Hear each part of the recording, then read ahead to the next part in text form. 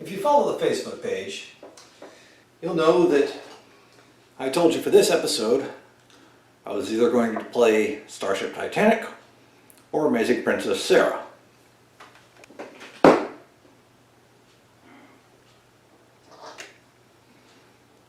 You can probably tell by the episode title and the cover graphic which one of those I'm going to be playing.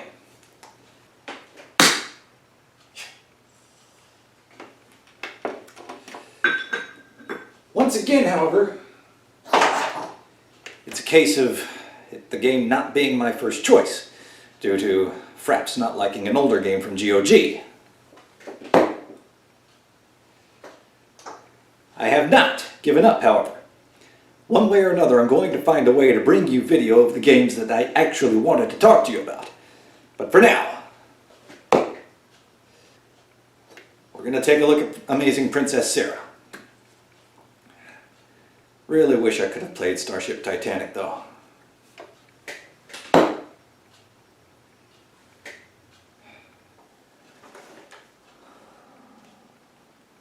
Especially after the experience I had with her.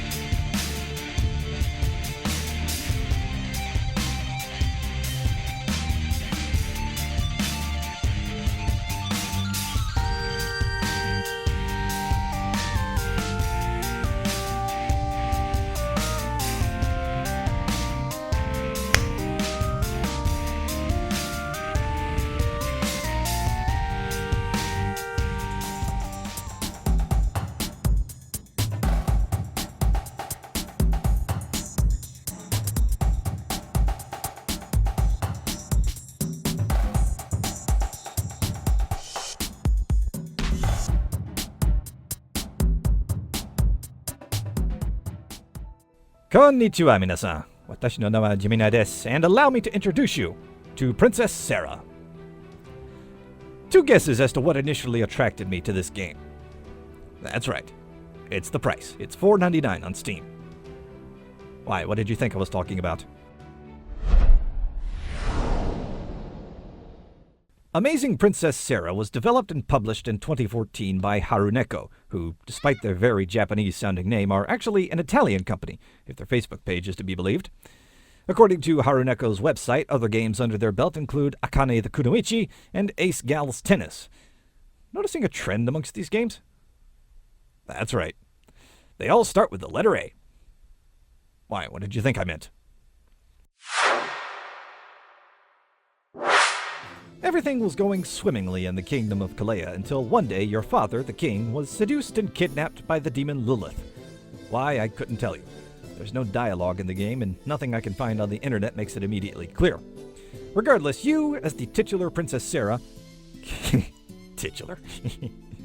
No, stop that! Take it upon yourself to go after the demons and rescue your father. To aid her in this quest, Princess Sarah has a number of abilities at her disposal. And that number is precisely 3. That's right, 3 shall be the number thou shalt count, and the number of the counting shall be 3. Or, well, 4, if you count moving. I suppose moving is kind of important. Let's explore these abilities, shall we? The Amazing Princess Sarah can walk back and forth. The Amazing Princess Sarah can jump. The Amazing Princess Sarah can slash with what is described by Steam as your powerful sword. Yeah, just no. The Amazing Princess Sarah can even pick up practically anything on the screen and hurl it at her enemies, and that includes the corpses of said enemies. But may the deity of your choice have mercy upon your soul if you try to get the amazing Princess TERA to do two things at once! Seriously, make sure you're in no immediate danger before you decide to attack, because once you do, that's all you're doing until the attack animation finishes. If the amazing Princess TERA is so bloody amazing, why the bloody hell can she not attack while she's walking? Something else that doesn't help this is the control scheme, at least on the keyboard.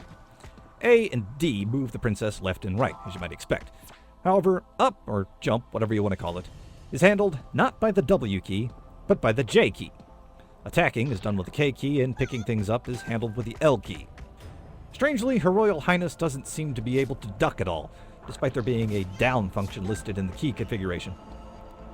The game does, however, have controller support, and at least with that, the control scheme is a little bit more normal.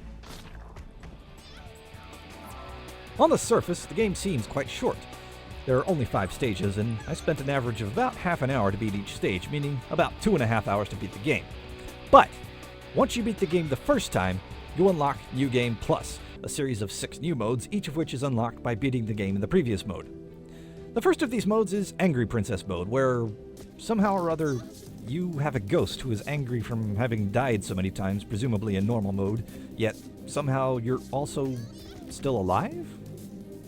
I'm not kidding. Read the description for the mode in the menu. It refers to both you and the ghost as Sarah. Anyway, the point of the mode is that the ghost follows you around like Boo's in the Mario games, meaning she only follows you when you're not looking at her, and if she touches you, she causes damage. You can throw things at the ghost to damage it, and while it seems to have a hell of a lot of health, it is possible to kill it. That is, if the Steam achievements are to be believed. But I'm confused. If ghost enemies can be damaged by throwing physical corporeal objects at them, why then can they not be damaged with your sword, which presumably is equally as physical and corporeal? Well, anyway, the second of the unlockable modes is Drunk Princess mode, in which Sarah has had just a little bit too much fun last night. Oh, wow, my eyes! That's... what? They expect you to play like this? Oh, and by the way, as if that weren't bad enough, in this mode the enemies are tougher as well. This game is definitely not for the faint of heart. On the other hand, for those willing to stick with it, there is plenty of game to experience. Assuming each mode takes the same amount of time to beat, say about 2.5 hours, that's approximately 17.5 hours worth of content. Probably even more, especially if each new mode is tougher than the last, like Drunk mode seems to be. Now, I don't know what the other modes are, but I've seen indications that they range from giving your character a triple jump to playing as a vampire.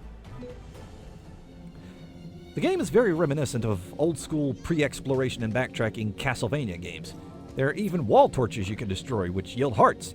These hearts, however, heal you rather than provide ammo for power-ups, which, by the way, are non-existent in this game. The princess can even level up, and trust me, you won't miss it when you do, as the gameplay stops while the camera zooms in with the level up graphic appearing on the screen. That, I think, is something else the game can do without, as all it does is interrupt your flow, and the game is tough enough as it is without that added to it. On the plus side, though, the experience you gain does stay with you, even when you get a game over or just plain start a new game. The graphics are not bad, again giving a feel reminiscent of SNES games, with the look being made even smoother by the fact the game runs at 60 FPS. And the music is good, even despite the fact that I'm fairly sure 1 or 2 of the beats are stock beats. I think there might actually be a good game buried somewhere deep within the code of Amazing Princess Sarah. Even with there being only 5 stages, the toughness factor and number of modes make it a little difficult to call this a casual or short game.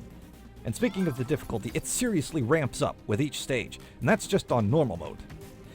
Despite Her Royal Highness's massive charm, personally, I didn't really enjoy my time with the game that much. However, it is only $5. Heck, it's $2 on Windows Phone, so if you're interested in it, try it if you want. Just be prepared for plenty of frustration, rage quits, and punching a hole in your computer screen. I may or may not have done 2 out of 3 of those things.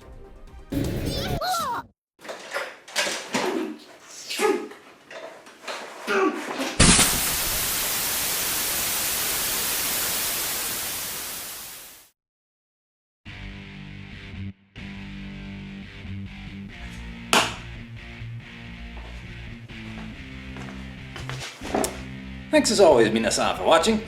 Hope you liked the episode, and If you did, consider clicking the like and share it with everybody, and well, you know the drill by now. And of course, even better, stay up to date on all the videos that pop up on this little channel of mine by clicking that big old subscribe button.